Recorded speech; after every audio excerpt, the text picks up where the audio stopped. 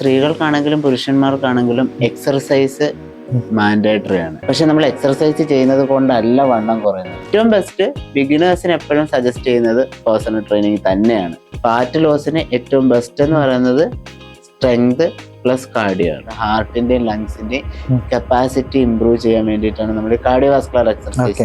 ട്രെയിനറിന്റെ first priority എന്ന് വെച്ച് കഴിഞ്ഞാൽ അവരുടെ ലെവൽ ഓഫ് കപ്പാസിറ്റി അല്ലെങ്കിൽ ലെവൽ ഓഫ് ഫിറ്റ്നസ് അറിയുക എന്നുള്ളതാണ്. ഒരിക്കലും ഫാറ്റ് അല്ല, അല്ലെങ്കിൽ ഫാറ്റിനെ ഒരുക്കുമ്പോഴല്ലെങ്കിൽ ഫാറ്റ് ബേൺ ആകുമ്പോഴല്ല സെറ്റിംഗ് റേറ്റ് കൂടുക. നമ്മൾ വർക്കൗട്ട് കഴിഞ്ഞ് നമ്മളിതെല്ലാം കിടന്നുറങ്ങുന്ന സമയത്താണ് ബോഡി എന്ത് ചെയ്യുന്നതിനെ റിപ്പയർ ചെയ്യുന്നത്. ചെറിയ എമൗണ്ട് ഓഫ് കാർബോഹൈഡ്രേറ്റ് നമ്മൾ എന്ത് ചെയ്യണം, പ്രീ വർക്കൗട്ടിൽ നമ്മൾ കൊടുക്കണം. പ്രോപ്പർ ആയിട്ടുള്ള വർക്കൗട്ട് സ്ത്രീകൾക്കും ഏറെ ഗുണം ചെയ്യുന്നതാണ് പറയുന്നത് അല്ലെ. ഈ ഭാരം കുറയോ, എങ്ങനെയാണത്? ഭാരം കുറയുന്നത് ഇപ്പൊ സ്ത്രീകൾക്കാണെങ്കിലും പുരുഷന്മാർക്കാണെങ്കിലും എക്സർസൈസ് മാൻഡേറ്ററി ആണ്. ഇപ്പൊ ചില ആൾക്കാർ പറയും കാർഡിയോ എക്സർസൈസ് ചെയ്താൽ മതി വണ്ണം കുറയും, ചില ആൾക്കാർ പറയും നടന്നാൽ മതി വണ്ണം കുറയും. പക്ഷെ കാർഡിയോ എക്സർസൈസും വേണം, അതോടൊപ്പം തന്നെ നമ്മൾ ഈ പറയുന്ന ജിമ്മിലത്തെ വെയിറ്റ് ട്രെയിനിങ്ങും വളരെ ഇമ്പോർട്ടന്റ് ആണ് വണ്ണം കുറയാനായിട്ട്. ഇപ്പം കാർഡിയോ ചെയ്യുന്ന സമയത്ത് നമ്മൾ ആ സമയത്ത് ഉണ്ടാകുന്ന ഫാറ്റ് ലോസ് അല്ലെങ്കിൽ ആ സമയത്ത് ഉണ്ടാകുന്ന എനർജി യൂട്ടിലൈസേഷൻ മാത്രമേ ഉള്ളൂ. ഇപ്പൊ നമ്മൾ റെസിസ്റ്റൻസ് ട്രെയിനിങ് ചെയ്യുന്ന സമയത്ത് ആ വർക്കൗട്ടിന് ശേഷം ബോഡി അതിനെ റിക്കവർ ചെയ്യാനായിട്ട് കുറെ എനർജി ചെലവാക്കുന്നുണ്ട്. ആ റിക്കവർ ചെയ്യുമ്പോൾ എന്താ സംഭവിക്കുന്നതെന്ന് വെച്ച് കഴിഞ്ഞാൽ പ്രോട്ടീൻസിനൊക്കെ ഉപയോഗിച്ചിട്ട് മസിൽസിന്റെ സ്ട്രെങ്ത് ആണ് കൂടുന്നത്. ആ ഒരു മൈക്രോസ്കോപ്പിക് ടിയേഴ്സിനെ ഓവർകം ചെയ്യാനായിട്ട് ബോഡി അവിടെ റിക്കവറി പ്രോസസ്സ് നടത്തും. അപ്പോഴും നമുക്ക് എന്ത് യൂട്ടിലൈസ് ചെയ്യുന്ന നടക്കുന്നുണ്ട്, എനർജി യൂട്ടിലൈസേഷൻ നടക്കുന്നുണ്ട്. പക്ഷെ നമ്മൾ എക്സർസൈസ് ചെയ്യുന്നത് കൊണ്ടല്ല വണ്ണം കുറയുന്നത്. വണ്ണം കുറയുന്നത് അല്ലെങ്കിൽ ശരീരഭാരം കുറയുന്നത് നമ്മൾ എടുക്കുന്ന കാലറി അല്ലെങ്കിൽ ഫുഡിലാണ് റിസൾട്ട് ഉണ്ടാവുക. ഇപ്പൊ ഒരാൾക്ക് 2500 കാലറീസ് വേണം ഒരു ദിവസത്തെ ആക്ടിവിറ്റി ചെയ്യാൻ വേണ്ടിയിട്ട്. അയാളുടെ ഗോള് വെയിറ്റ് ലോസ് ആണ് അല്ലെങ്കിൽ ഫാറ്റ് ലോസ് ആണെന്നുണ്ടെങ്കിൽ നമ്മൾ അയാൾക്ക് കൊടുക്കേണ്ട അറ്റ്ലീസ്റ്റ് ഒരു 500 കാലറീസ് എന്ത് ചെയ്യണം, റെഡ്യൂസ് ചെയ്ത് കൊടുക്കണം. അപ്പൊ ബോഡി അതിന്റെ പ്രോസസ്സിന് വേണ്ടിയിട്ട് എന്ത് ചെയ്യും, 2500 വേണ്ടത് കൊണ്ട് 500 കലോറി എവിടെ നിന്ന് എടുക്കും, നമ്മൾ സ്റ്റോർ ചെയ്ത ഫാറ്റിൽ നിന്ന് എടുക്കും. അങ്ങനെയാണ് ഈ ഫാറ്റ് ലോസ് സംഭവിക്കുന്നത്. അതായത് 50% റിസൾട്ട് ന്യൂട്രീഷനിൽ നിന്നാണ് വരുന്നത്, 25% വർക്കും 25% സ്ലീപ്പ് ആൻഡ് റിക്കവറി. അങ്ങനെയാണ് നമുക്ക് റിസൾട്ട് ഉണ്ടാകുക. നമ്മൾ വർക്കൗട്ട് ചെയ്യണം, വർക്കൗട്ടിനോടൊപ്പം തന്നെ അതിനേക്കാൾ ഇമ്പോർട്ടൻ്റ് ആണ് നമ്മുടെ ന്യൂട്രീഷൻ അല്ലെങ്കിൽ നമ്മൾ ഒരു ദിവസം ഇൻടേക്ക് ചെയ്യുന്ന ഫുഡ്. ആ ഫുഡിൽ നിന്ന് കിട്ടുന്ന എനർജിയാണ് at the end of the day എനർജിയാണ് തീരുമാനിക്കുന്നത് നമുക്ക് വെയിറ്റ് കൂട്ടണോ വെയിറ്റ് കുറയ്ക്കണോ എന്നുള്ളത്. പൊതുവെ സ്ത്രീകൾ ഭക്ഷണപ്രിയരാണല്ലോ, ചോറ് കഴിക്കാറുണ്ടായിരിക്കും, അത്യാവശ്യം ഇറച്ചിയൊക്കെ കഴിക്കുന്നവരായിരിക്കും. അപ്പൊ അങ്ങനെയൊക്കെ വരുന്ന സമയത്ത് ഇപ്പൊ വർക്ക് എക്സസൈസ് ചെയ്യുന്ന സമയത്ത് തന്നെ ഇത് കഴിച്ചു നോക്കിയേ, അങ്ങനെ ഒരു ദിവസം കഴിച്ചു കഴിഞ്ഞാൽ എന്തൊക്കെ ബുദ്ധിമുട്ടുകൾ അവിടെ കൂടും? ഇല്ല, ഒരു ദിവസം കഴിക്കുന്നത് കൊണ്ട് നമുക്കിപ്പം അങ്ങനെ പ്രശ്നമില്ല. നമ്മൾ കണ്ടിന്യൂസ് ആയിട്ട് കഴിച്ചുകൊണ്ടിരിക്കുകയാണ്. ഇപ്പൊ നമ്മള് റെഗുലർ ആയിട്ട് എക്സർസൈസ് ചെയ്യുന്ന ഒരാളാണ്. അയാൾക്ക് ചിലപ്പോൾ ഒരു ദിവസം എന്തെങ്കിലും ഒന്ന് അയാളുടെ ഇഷ്ടം ഭക്ഷണം ഒന്ന് കഴിക്കണം എന്ന് തോന്നുന്നു. ഇപ്പൊ ഒരു ബിരിയാണിയോ അല്ലെങ്കിൽ ഒരു പിസയോ. ഇപ്പൊ നോർമലി അയാള് റെഗുലർ ആയിട്ട് കൃത്യമായിട്ട് പ്ലാൻ ഒക്കെ ചെയ്ത് വർക്കൗട്ടും അത്യാവശ്യം കൺട്രോൾഡ് ആയിട്ട് പോകുന്ന ഒരാളാണെങ്കിൽ ഈ ഒരു ദിവസം ഇപ്പൊ ഒരു പിസയോ അല്ലെങ്കിൽ ഒരു ബിരിയാണിയോ കഴിച്ചത് കൊണ്ട് ഒന്നും സംഭവിക്കാൻ പോകുന്നില്ല. നോർമലി അവർക്ക് കുറച്ചും കൂടെ ഒരു ഇൻട്രസ്റ്റിംഗ് ആയിരിക്കും. അല്ലാതെ നമ്മൾ കണ്ടിന്യൂസ് ആയിട്ട് കഴിച്ചുകൊണ്ടിരിക്കുകയാണ്. ഇപ്പൊ എല്ലാ ദിവസവും നമുക്ക് വേണ്ടാത്ത അത്രയും കാലറീസ് ഇൻടേക്ക് ചെയ്യുന്നതാണ്, അതിനെ യൂട്ടിലൈസ് ചെയ്യാൻ ബോഡിക്ക് വേറെ മാർഗങ്ങളൊന്നുമില്ല. അങ്ങനെ വരുന്ന സമയത്താണ് അതിനെ ഫാറ്റായിട്ട് കൺവേർട്ട് ചെയ്തിട്ട് നമ്മുടെ അഡിപ്പോസ് ടിഷ്യൂസിൽ സ്റ്റോർ ചെയ്യുന്നത്. അപ്പൊ നമ്മൾ തീർച്ചയായിട്ടും വണ്ണം കുറയ്ക്കുന്ന കാര്യം പറഞ്ഞു. അപ്പൊ ഇതിന് പ്രധാനപ്പെട്ട ഒരു കാര്യമാണ് ഈ കാർഡിയോ വർക്കൗട്ട് അല്ലെ. അതുപോലെ തന്നെ വെയിറ്റ് ലോസ്, പിന്നെ അതിന്റെ പ്രത്യേകത എന്തൊക്കെയാണ്? കാർഡിയോ എക്സർസൈസ് എന്ന് പറയുന്നത് ഇപ്പൊ വണ്ണം കുറയ്ക്കാൻ വേണ്ടി മാത്രമുള്ളതല്ല. ഇപ്പൊ നോർമലി നമ്മുടെ എയറോബിക് കപ്പാസിറ്റി എന്ന് പറയുന്നത് നമ്മുടെ ഹാർട്ടിന്റെയും ലങ്സിന്റെയും കപ്പാസിറ്റി ഇംപ്രൂവ് ചെയ്യാൻ വേണ്ടിയിട്ടാണ് നമ്മൾ കാർഡിയോവാസ്കുലർ എക്സർസൈസ്. അപ്പൊ അതിന്റെ ഒരു ഇന്റൻസിറ്റി ലെവലുണ്ട്. ഇപ്പൊ നമ്മുടെ മാക്സിമം ഹാർട്ട് റേറ്റിന്റെ 60 to 70%, അതായത് ഒരു ലൈറ്റ് ഇന്റൻസിറ്റി പോകുമ്പോഴാണ് ഈ ഫാറ്റ് ബേണിങ് നടക്കുന്നത്. ആ സമയത്ത് നമ്മൾ എത്രത്തോളം ആക്ടിവിറ്റി ചെയ്യുന്നു ആ സമയത്ത് മാത്രമേ എന്ത് തരത്തുള്ളൂ, ഈ പറയുന്ന എനർജി നഷ്ടപ്പെടുന്നുള്ളൂ. അതിനുശേഷം പിന്നീട് അതിനെ റിക്കവർ ചെയ്യേണ്ട ഒരു പ്രോസസ്സ് ബോഡിക്ക് വരുന്നില്ല. അത്ര ലൈറ്റ് ഇന്റൻസിറ്റിയിലാണ് പോകുന്നത്. പക്ഷെ ഫാറ്റ് ലോസിന് ഏറ്റവും ബെസ്റ്റ് എന്ന് പറയുന്നത് സ്ട്രെങ്ത് പ്ലസ് കാർഡിയോ ആണ്.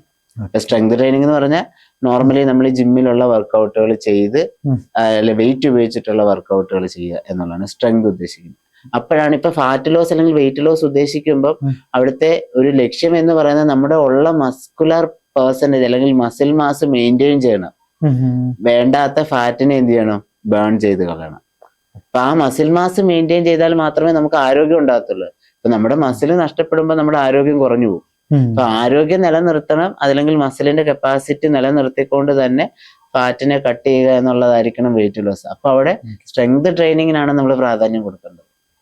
പിന്നെ ആൾക്കാരുടെ ഒരു അവസ്ഥയുണ്ട്, ആൾക്കാരുടെ കപ്പാസിറ്റി. ചിലർ ഒബിസ് ആയിരിക്കും, ചിലർ ഒബിസിറ്റി സെക്കൻഡ് സ്റ്റേജ് ആയിരിക്കും, അല്ലെങ്കിൽ തേർഡ് സ്റ്റേജ്.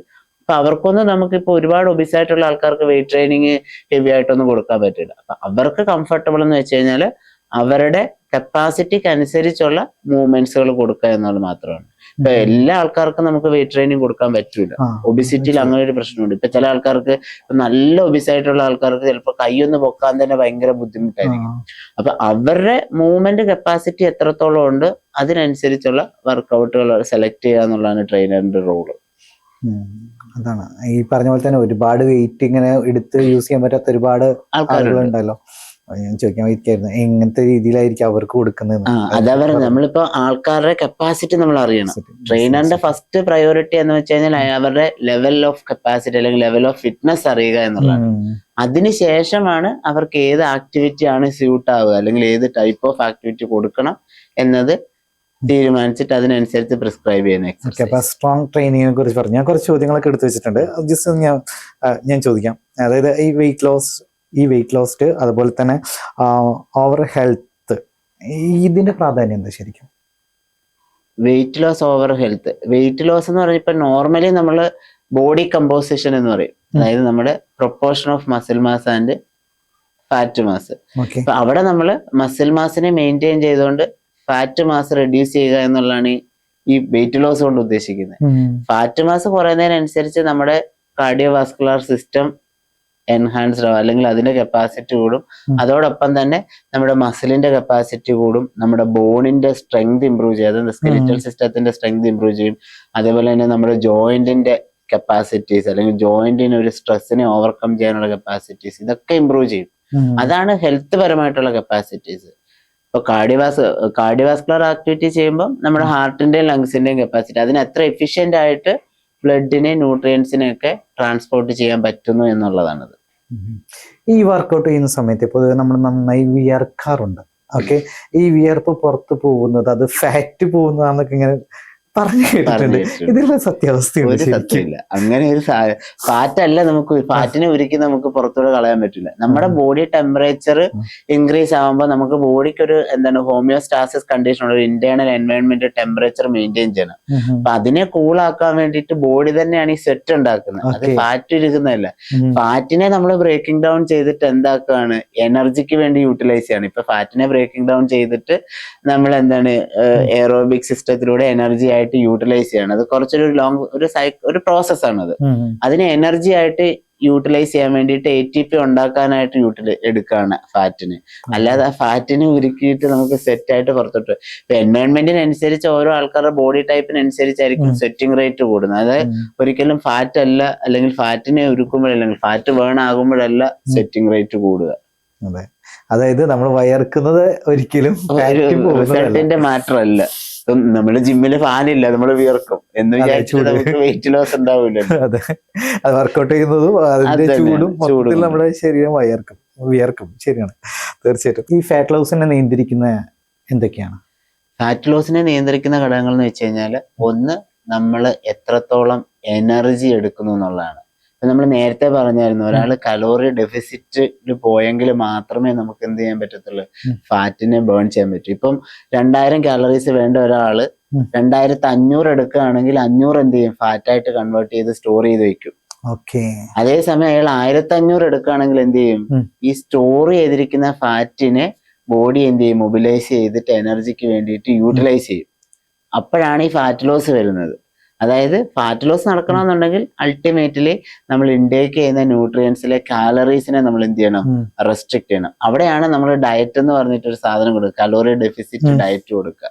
ആ calorie deficit diet plus strength training plus cardiovascular training and sleep recovery, ഇതെല്ലാം ആണ് നമ്മുടെ ഫാറ്റ് ലോസിനെ നിയന്ത്രിക്കും. നമ്മൾ ഇതെല്ലാം ചെയ്യുന്നുണ്ട്, പക്ഷെ നമുക്ക് പ്രോപ്പറായിട്ട് ഉറക്കമില്ല, റിക്കവറി വരുന്നില്ല. അപ്പൊ ഫാറ്റ് ലോസിന്റെ ആ ഒരു പെർസെന്റേജ് എന്ത് ചെയ്യും, വീണ്ടും കുറയും. എപ്പോഴും നമ്മൾ വർക്കൗട്ട്, ഇപ്പം ബിൽഡിംഗ് ആണെങ്കിലും ലോസ് ആണെങ്കിലും നമ്മൾ വർക്കൗട്ട് കഴിഞ്ഞ് നമ്മളിതെല്ലാം കിടന്നുറങ്ങുന്ന സമയത്താണ് ബോഡി എന്ത് ചെയ്യും, ഇതിനെ റിപ്പയർ ചെയ്യുന്നത്. ഉറക്കം വളരെ ഇമ്പോർട്ടന്റ് ആണ്. അതേപോലെ വാട്ടർ ഇൻടേക്ക്, ഇതും വളരെ ഇമ്പോർട്ടന്റ് ആണ്. ഈ പറയുന്ന ഘടകങ്ങളെല്ലാം ഫാറ്റ് ലോസിനെ നമുക്ക് എന്ത് ചെയ്യാം, നമുക്ക് വേരി ചെയ്യാൻ പറ്റുന്ന ഫാക്ടേഴ്സ് ആണ്, അല്ലെങ്കിൽ നമുക്ക് എന്ത് ചെയ്യാം, കൺട്രോൾ ചെയ്യാൻ പറ്റുന്ന ഫാക്ടേഴ്സ് ആണ്. അതല്ലാതെ നമുക്ക് അൺകൺട്രോളബിൾ ആയിട്ടുള്ള കുറച്ച് വേറെ ഇന്റേണൽ ഫാക്ടേഴ്സും ഉണ്ട്. അപ്പൊ ഈ എക്സസൈസിനെ കുറിച്ചിട്ട് തന്നെ കണ്ടിന്യൂ ചെയ്യാം നമുക്ക്. അപ്പൊ ഈ ഫാറ്റ് പോയതിനെ കുറിച്ച് പറഞ്ഞു ഓൾറെഡി. നമ്മളെ വീട്ടില് ഭക്ഷണം ഇല്ലാത്ത സമയത്ത് വർക്കൗട്ട് ചെയ്യുന്ന ഇങ്ങനെ കേട്ടിട്ടുണ്ട്. സോ അത് എത്രത്തോളം നല്ലതായിരിക്കും? എംപ്റ്റി സ്റ്റൊമക്കില് വർക്കൗട്ട് ചെയ്യുക എന്ന് പറയുന്നത് ഡിപ്പെൻസ് ഓൺ ആൾക്കാരാണ്. ഇപ്പം ആ ഒരു വർക്കൗട്ട് ചെയ്യുന്ന ആ ഒരു പർട്ടിക്കുലർ വ്യക്തിക്ക് അനുസരിച്ചായിരിക്കും. ഒരിക്കലും എംപ്റ്റി സ്റ്റൊമക്കില് വർക്കൗട്ടിനെ പ്രോത്സാഹിപ്പിക്കരുത് എന്നുള്ളതാണ് എൻ്റെ അഭിപ്രായം. കാരണം നമ്മൾ എപ്പോഴും വർക്കൗട്ട് ചെയ്യുന്ന സമയത്ത് നമുക്ക് ആ വർക്കൗട്ടിന്റെ എനർജി ഉണ്ട്. ആ എനർജിക്ക് വേണ്ടിയിട്ട് നമ്മൾ ഒരു കാർബോഹൈഡ്രേറ്റ് അല്ലെങ്കിൽ ഏതെങ്കിലും ഒരു ചെറിയ എമൗണ്ട് ഓഫ് കാർബോഹൈഡ്രേറ്റ് നമ്മൾ ഇൻടേക്ക് ചെയ്യണം. അതായത് നമ്മൾ വർക്കൗട്ടിന്റെ ഇന്റൻസിറ്റിക്ക് അനുസരിച്ച് ഡിഫറെന്റ് എനർജി സിസ്റ്റംസ് ആക്ടിവേറ്റ് ആവും. അപ്പൊ അതിന് വേണ്ടിയിട്ട് ഇപ്പൊ നോർമലി മസിൽ ബിൽഡ് ചെയ്യുന്ന ഒരാളാണെങ്കിൽ അയാൾക്ക് എന്താണ് ഗ്ലൈക്കോലിറ്റിക് സിസ്റ്റം എന്ന് പറയുന്ന ഒരു എനർജി സിസ്റ്റമാണ് ആക്ടിവേറ്റ് ആവുന്നത്. അപ്പൊ അതിനനുസരിച്ച് അവിടെ ഗ്ലൈക്കോലിറ്റിക് സിസ്റ്റത്തിന്റെ എനർജി ന്യൂട്രിയന്റ് എന്ന് പറയുന്നത് കാർബോഹൈഡ്രേറ്റ് ആണ്. കാർബോഹൈഡ്രേറ്റ് എന്ന് പറയുന്നത് നമ്മൾ ഈ ചോറ്, ചപ്പാത്തി, വീറ്റ് ബ്രെഡ് ഇങ്ങനത്തെ സാധനങ്ങളിൽ നിന്നൊക്കെ കിട്ടുന്നതാണ്. നമ്മളൊരു ചെറിയ എമൗണ്ട് ഓഫ് കാർബോഹൈഡ്രേറ്റ് നമ്മൾ എന്ത് ചെയ്യണം, പ്രീ വർക്കൗട്ടിൽ നമ്മൾ കൊടുക്കണം എന്നുള്ളതാണ് ഏറ്റവും സേഫസ്റ്റ് മെത്തേഡ്. ഇനി ചില ആൾക്കാർക്ക് നമ്മൾ എന്താണ് എംപ്റ്റി സ്റ്റൊമക്കിൽ വർക്കൗട്ട് ചെയ്താലും വലിയ പ്രശ്നങ്ങളൊന്നും വരൂല. ഇപ്പൊ തലേന്ന് രാത്രി ഫുഡ് കഴിച്ചിട്ടൊക്കെ കിടക്കുന്ന ഒരാളാണ്, അയാൾ രാവിലെ എണീറ്റിട്ട് എംപ്റ്റി സ്റ്റൊമക്കിൽ വർക്കൗട്ട് ചെയ്താലും വലിയ പ്രശ്നങ്ങളൊന്നും വരൂല. പക്ഷെ ചില ആൾക്കാർക്ക് എംപ്റ്റി സ്റ്റൊമക്കിൽ വർക്കൗട്ട് ചെയ്യുന്ന സമയത്ത് ഒരുപാട് ഫെറ്റീഗ് ഉണ്ടാവും, ക്ഷീണം, തലകറക്കം, തലചുറ്റല്, വൊമിറ്റിംഗ് സെൻസേഷൻ, ഇതൊക്കെ ഉണ്ടാവും. അപ്പം നമ്മൾ ആൾക്കാർക്ക് അനുസരിച്ച് അതിനെ വേണമെങ്കിൽ നമുക്ക് എന്ത് ചെയ്യാം, അത് നോർമലി ട്രെയിനറും ക്ലയന്റും എങ്ങനെ പരസ്പരം മനസ്സിലാക്കുന്നു, ഒരു ക്ലയന്റിന്റെ കണ്ടീഷൻസ് എന്താണ് എന്ന് മനസ്സിലാക്കി ട്രെയിനർക്ക് വേണമെങ്കിൽ അതിൽ നമുക്ക് മാനിപ്പുലേഷൻസ് കൊടുക്കാം. നോർമലി ഏറ്റവും സേഫസ്റ്റ് മെത്തേഡ് എന്ന് പറയുന്നത് എന്താണ്, നമ്മൾ ഇപ്പൊ വെയിറ്റ് കുറയ്ക്കാനാണെങ്കിലും വെയിറ്റ് കൂട്ടാനാണെങ്കിലും നമ്മൾ വർക്കൗട്ടിന് മുമ്പ് ചെറിയൊരു എമൗണ്ട് ഓഫ് കാർബോഹൈഡ്രേറ്റ് ഇൻടേക്ക് ചെയ്യുക, അല്ലെങ്കിൽ കോംപ്ലക്സ് കാർബ് ആയിരിക്കും നല്ലത്. കാരണം കണ്ടിന്യൂസ് ആയിട്ട് അതിനെ ബേൺ ചെയ്തിട്ട് ഒരു എനർജി കിട്ടിക്കൊണ്ടിരിക്കും. അതാണ് സേഫ്. ഇനി ഇത് അല്ലാതെ ചെയ്താലും പ്രത്യേകിച്ച് അങ്ങനെ വലിയ കോംപ്ലിക്കേറ്റഡ് സീരിയസ് ഇഷ്യൂസ് ഒന്നും ഉണ്ടാവത്തില്ല. ഈ പറയുന്ന തലകറക്കം, തലചുറ്റല് ഒരു കുറച്ച് സമയത്ത്, കാരണം ഹൈപ്പോഗ്ലൈസീമിയ അങ്ങനെ ഉണ്ടായി പോകുന്ന ഒരു കണ്ടീഷൻ. എക്സസൈസ് ചെയ്യുന്നതിന് മുന്നേ നമ്മളെ ഡയറ്റ് നിയന്ത്രിക്കേണ്ട ആവശ്യമില്ല എന്ന അഭിപ്രായത്തിനെ കുറിച്ചിട്ട് എന്താണ് പറയാനുള്ളത് താങ്കൾക്ക്? അതാണ് ഞാൻ നേരത്തെ പറഞ്ഞത്. നമ്മള് എക്സർസൈസിൽ നമുക്കൊരു 25% ആണ് എക്സർസൈസിൽ നിന്ന് റിസൾട്ട് കിട്ടുക. ന്യൂട്രീഷൻ, എക്സർസൈസ്, അപ്പൊ തന്നെ റിക്കവറി. ഈ എക്സർസൈസിന് ഒരു 25% ആണ് എക്സർസൈസിൽ നിന്നുള്ള പാർട്ട്. 50% നമുക്ക് എന്ത് വേണം, ഫുഡിൽ നിന്ന് അല്ലെങ്കിൽ ന്യൂട്രീഷനിൽ നിന്നാണ്. ഒരു 25% നമ്മുടെ റെസ്റ്റ് ആൻഡ് റിക്കവറി. ഞാൻ ഇത് ആക്യുറേറ്റ് കണക്കല്ല, ഒരു അപ്രോക്സിമേറ്റ് ആണ്. ഇപ്പൊ നോർമലി നമ്മൾ എക്സർസൈസ് ചെയ്യുന്ന സമയത്ത് നമുക്ക് എനർജി വേണം, അവിടെ നമുക്ക് ന്യൂട്രിയൻസ് വേണം. ഇപ്പൊ കാർബോഹൈഡ്രേറ്റ് പോലെയുള്ള, അല്ലെങ്കിൽ ചപ്പാത്തി, ചോറ്, വീറ്റ് ബ്രെഡ്, ഈ പറയുന്ന കാർബോഹൈഡ്രേറ്റ് വേണം എനർജിക്ക് വേണ്ടിയിട്ട്. അതേപോലെ തന്നെ നമ്മൾ വർക്കൗട്ട് കഴിഞ്ഞ് നമ്മൾ റിക്കവറിയിൽ പോകണമെന്നുണ്ടെങ്കിൽ നമുക്ക് പ്രോട്ടീൻ വേണം, പ്രോട്ടീൻ റിച്ച് ആയിട്ടുള്ള ഫുഡ് വേണം. അതേപോലെ തന്നെ നമ്മുടെ എനർജിക്ക് വേണ്ടിയിട്ട് ഫാറ്റ് വേണം. ദെൻ ഇന്റേണൽ ഓർഗൻസിന്റെ ഫങ്ഷൻസ്, ഹോർമോൺ പ്രൊഡക്ഷൻസിന് വേണ്ടിയിട്ട് ഫാറ്റ് വേണം. അപ്പം ഇതെല്ലാം വേണം. അപ്പം ഏറ്റവും ഇമ്പോർട്ടന്റ് എന്ന് വെച്ച് കഴിഞ്ഞാല് നമ്മുടെ ഭക്ഷണം ക്രമീകരിക്കൽ തന്നെയാണ്. പക്ഷെ എല്ലാവർക്കും ഇപ്പൊ കൃത്യമായിട്ട് അളവിൽ പ്രോട്ടീൻ കഴിക്കാൻ പറ്റുമോ, അല്ലെങ്കിൽ ഒരു ഡയറ്റ് ഫോളോ ചെയ്യാൻ പറ്റുമോ എന്നുള്ളതൊന്നും നടക്കുന്ന കാര്യമല്ല. പക്ഷെ നമുക്ക് പറ്റുന്ന രീതിയിൽ നമുക്ക് എന്ത് ചെയ്യാം, ഫുഡിനെ കൺട്രോൾ ചെയ്യാം. അതിന് പ്രോപ്പർ ആയിട്ടുള്ള ഒരു ഗൈഡ് ലൈൻസിന് അളവുണ്ട്. ഇപ്പൊ നോർമൽ നമ്മളൊരു ഡയറ്റിൽ നമുക്ക് മോസ്റ്റ്ലി ഒരു 45 to 65% ഓഫ് കാലറീസ് കാർബോഹൈഡ്രേറ്റ് ഫുഡിൽ നിന്ന് വരണം. 10 to 35% ഓഫ് പ്രോട്ടീൻ ഫുഡിൽ നിന്ന് വരണം. 20 to 35% ഫാറ്റ് ഫുഡിൽ നിന്ന് വരണം. ഇതാണ് നോർമൽ ഗൈഡ് ലൈൻസ് പ്രകാരം ഏറ്റവും സേഫസ്റ്റ് ആയിട്ട് കൊടുക്കുക എന്നുള്ളത്. അപ്പൊ അതിനുള്ളിൽ നിൽക്കുന്ന രീതിയിൽ ഏത് ടൈപ്പ് ഓഫ് ഫുഡിനെ നമുക്ക് എന്ത് ചെയ്യാം, ക്രമീകരിച്ച് ഭക്ഷണം കഴിക്കാം. ഭക്ഷണം ക്രമീകരിക്കണം. അതിപ്പം എത്ര നിങ്ങൾ എക്സർസൈസ് ചെയ്താലും ഭക്ഷണം ക്രമീകരിച്ചില്ലെങ്കിൽ ഭക്ഷണം നിയന്ത്രിക്കുക അല്ലെ? നിയന്ത്രിക്കാന്നുള്ള വേർഡിനേക്കാളും ക്രമീകരിക്കുക എന്നുള്ളതാണ് ഏറ്റവും സ്യൂട്ട്. കാരണം എന്താന്ന് വെച്ച് കഴിഞ്ഞാൽ ചില ആൾക്കാർക്ക് ഭക്ഷണം നിയന്ത്രിക്കണം, അതെ. ചില ആൾക്കാർക്ക് ഭക്ഷണം കൂട്ടണം. അപ്പൊ നമ്മൾ എന്ത് ആവശ്യത്തിനനുസരിച്ച് ക്രമീകരിക്കലായിരിക്കും. ഞാൻ നിയന്ത്രിക്കുന്ന ഒരാളാണ്, അതുകൊണ്ടായിരിക്കും. ശരിയാ, തീർച്ചയായിട്ടും. പേഴ്സണൽ ട്രെയിനിങ് എടുക്കുന്നത് ശരിക്കും നല്ലതാണോ? അതുപോലെ തന്നെ ഈ പറഞ്ഞ പോലെ തന്നെ ഈ പേഴ്സണൽ ട്രെയിനർ എടുക്കുന്നത് ശരിക്കും നല്ലതാണോ? പേഴ്സണൽ ട്രെയിനിങ് എടുക്കുന്നത് നല്ലതാണോ എന്ന് ചോദിച്ചാൽ അതും ഡിപ്പെൻസ് ആണ്. ഇപ്പൊ എക്സ്പീരിയൻസ് ഉള്ള, കുറച്ച് വർഷങ്ങളായിട്ട് എക്സ്പീരിയൻസ് ഉള്ള ഒരാളാണ് എക്സർസൈസിൽ, അയാൾക്ക് എന്തെങ്കിലും വേറൊരു പർട്ടിക്കുലർ ഗോൾ ഉണ്ട് എങ്കിൽ ആ ഗോൾ അച്ചീവ് ചെയ്യാനായിട്ട് ഒരു ട്രെയിനറിന്റെ സഹായം തേടുന്നത് നന്നായിരിക്കും. അതല്ല, ഒരു ബിഗിനറാണ്, ബിഗിനറിന് എപ്പോഴും സേഫ് എന്ന് പറഞ്ഞ ഒരു ട്രെയിനറിന്റെ അണ്ടറിൽ വർക്ക് പഠിക്കുക എന്നുള്ളതാണ്. അതായത് പ്രോപ്പർ ആയിട്ട് ഓരോ എക്സർസൈസിനും അതിന് കൃത്യമായിട്ടുള്ള ഒരു പോസ്റ്റർ ഉണ്ട്, അതിന്റെ രീതികളുണ്ട്, അതിനെടുക്കേണ്ട ലോഡിന്റെ അളവുകളുണ്ട്. അവരുടെ ഗോളിനനുസരിച്ച്, അവരുടെ കപ്പാസിറ്റീസിനനുസരിച്ച് എപ്പോഴും ഒരു ട്രെയിനർക്കാണ് ഏറ്റവും ബെസ്റ്റ് ആയിട്ട് ഇവർക്ക് ഏത് ആക്ടിവിറ്റിയാണ് വേണ്ടത്, എത്ര അളവിൽ കൊടുക്കണം എന്നുള്ളത് അറിയാൻ പറ്റും. അപ്പൊ ബിഗിനേഴ്സിനെ സംബന്ധിച്ചിടത്തോളം ഞാൻ സ്ട്രോങ്ലി സജസ്റ്റ് ചെയ്യുന്നത് അറ്റ്ലീസ്റ്റ് ഒരു 3 to 4 months എങ്കിലും ഒരു പേഴ്സണൽ ട്രെയിനിങ് എടുത്ത് ആ വർക്ക് പഠിച്ച് നമ്മൾ പിന്നെ ജനറൽ ട്രെയിനിങ്ങിലേക്ക് പോകുന്നതായിരിക്കും നല്ലത്.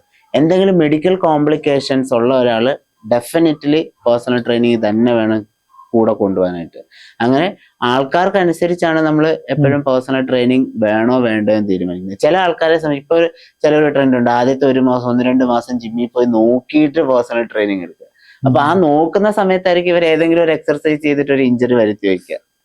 അപ്പൊ അതിനേക്കാളും സേഫ് എന്താണ്, ആദ്യം തന്നെ ഒരു പേഴ്സണൽ ട്രെയിനർ. ഇപ്പൊ പേഴ്സണൽ ട്രെയിനർ എന്ന് പറയുന്നത് വെറുതെ എണ്ണ മാത്രമല്ല, നോർമലി അവരെ അസസ് ചെയ്ത് അവരുടെ സ്ട്രെങ്തും വീക്ക്നെസ്സും ഒക്കെ അറിഞ്ഞ് അവർക്ക് എന്താണ് വേണ്ടത്. ഇപ്പൊ ചില ആൾക്കാർക്ക് ഒരു ഗോൾ ഉണ്ടാവൂല, കൃത്യമായിട്ട് ഒരു ഗോളിലേക്ക് എത്തിച്ച് അവരുടെ ഒരു ജേർണി ഡിസൈൻ ചെയ്ത് കൊടുക്കുക, അല്ലെങ്കിൽ അതിനെ മോണിറ്റർ ചെയ്യുക, റിവ്യൂ ചെയ്യുക, അതിനനുസരിച്ച് മോഡിഫിക്കേഷൻസ് കൊടുക്കുക എന്നൊക്കെ ട്രെയിനറുടെ റെസ്പോൺസിബിലിറ്റിയാണ്.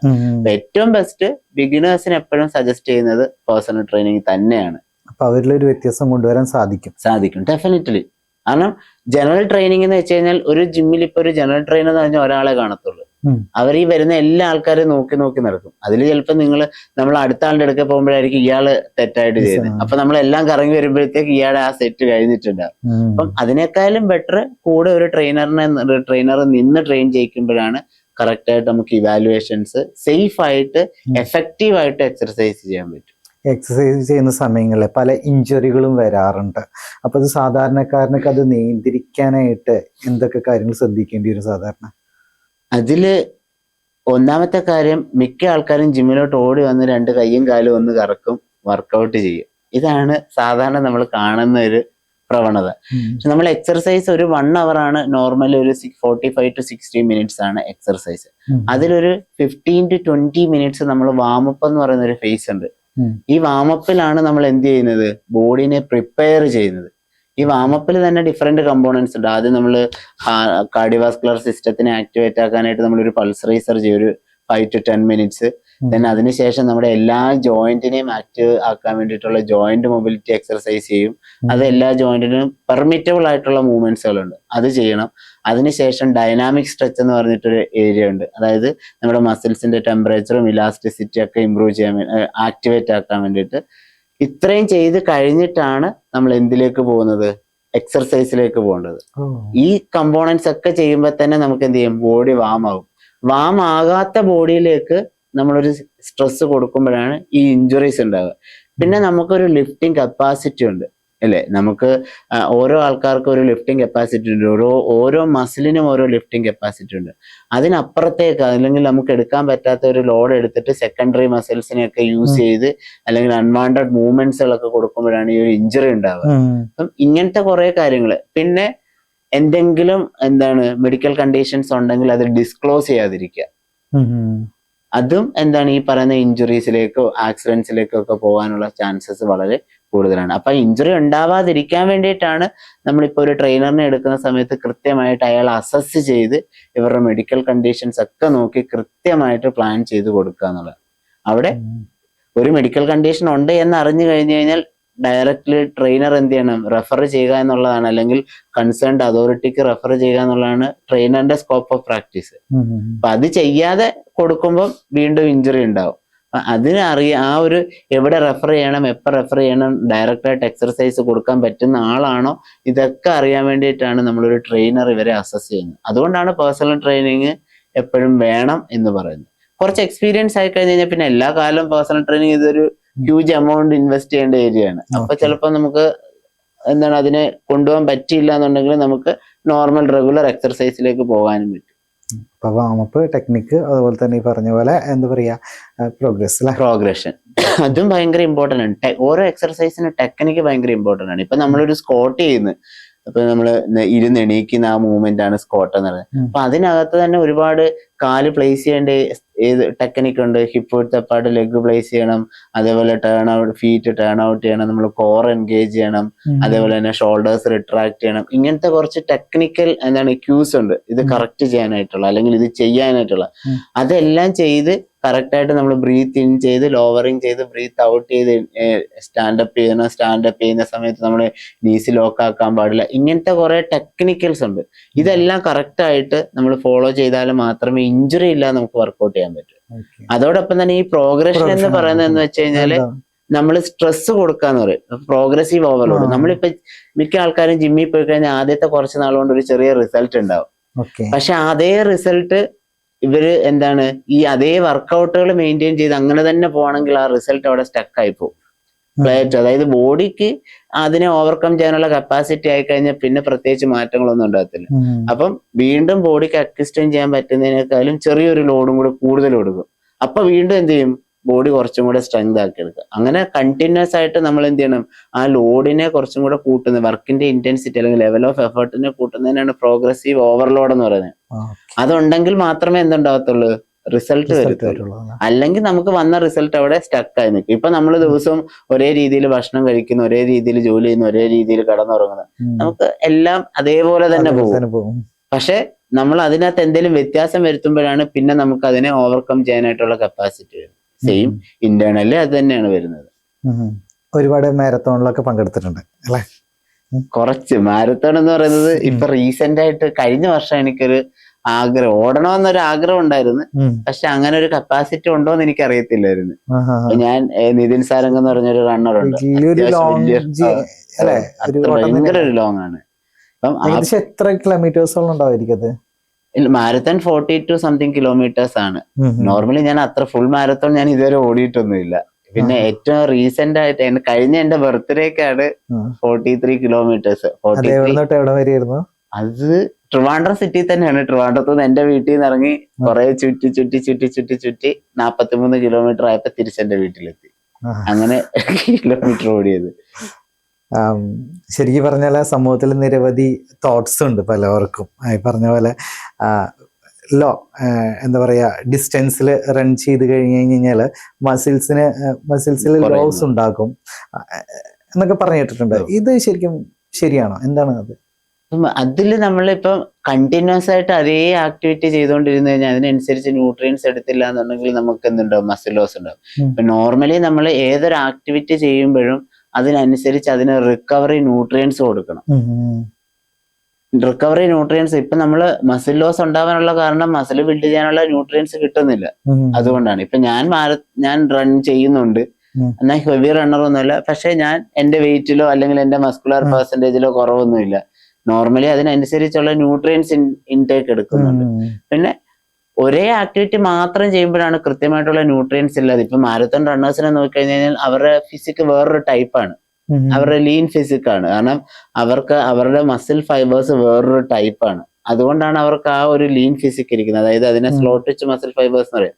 അതിന്റെ ഷേപ്പ് അങ്ങനെ തന്നെയാണ്. പക്ഷെ റെസിസ്റ്റൻസ് ട്രെയിനിങ് ചെയ്യുന്ന ഒരാൾക്ക് ഫാസ്റ്റ് ട്വിച്ച് മസിൽ ഫൈബേഴ്സ് ആയിരിക്കും കൂടുതൽ. അതുകൊണ്ടാണ് അതൊരു ഹ്യൂജ് ആയിട്ടിരിക്കുന്നത്. പക്ഷെ ഇത് നഷ്ടപ്പെടുന്നത് എങ്ങനെയാണെന്ന് വെച്ച് കഴിഞ്ഞാൽ ഇതിനെ യൂട്ടിലൈസ് ചെയ്ത് കഴിഞ്ഞതിനെ റിക്കവറിക്കുള്ള ന്യൂട്രിയൻസ് പ്രോപ്പറായിട്ട് കൊടുക്കുന്നില്ല, പ്രോപ്പറായിട്ട് ഉറക്കമില്ല, ബോഡി റിക്കവറി ഫേസിൽ പോകുന്നില്ല എന്നുണ്ടെങ്കിലാണ് ഈ പറയുന്ന നഷ്ടങ്ങളൊക്കെ സംഭവിക്കുന്നത്. നഷ്ടങ്ങൾ പറയാം, നമുക്കിപ്പോ ഒരു വരുമാനമുണ്ട്, വരുമാനത്തിനനുസരിച്ച് നമ്മൾ ചെലവാക്കുന്നുണ്ടെങ്കിൽ നമുക്ക് ലാഭവും ഇല്ല, നഷ്ടവും ഇല്ല. അപ്പൊ നമുക്ക് വരുമാനത്തിനേക്കാളും കൂടുതൽ നമ്മൾ ചെലവാക്കുകയാണെങ്കിൽ നമ്മൾ കടം വാങ്ങേണ്ടി വരും. അതേ അവസ്ഥയാണ് ബോഡിയിൽ. അപ്പൊ എവിടെയാണോ ഇരിക്കുന്നത് അതിനെ എല്ലാം എടുത്തിട്ട് എന്ത് ചെയ്യും, ബ്രേക്ക് ഡൗൺ ചെയ്യാൻ തുടങ്ങും. അപ്പൊ നമ്മൾ ഹൈ ഇന്റൻസ് എക്സർസൈസ് ഒക്കെ പോകുമ്പോൾ നോർമലി നമ്മുടെ മസിൽസ് ഒക്കെ എന്ത് ചെയ്യും, ബ്രേക്ക് ഡൗൺ ചെയ്യാൻ തുടങ്ങും.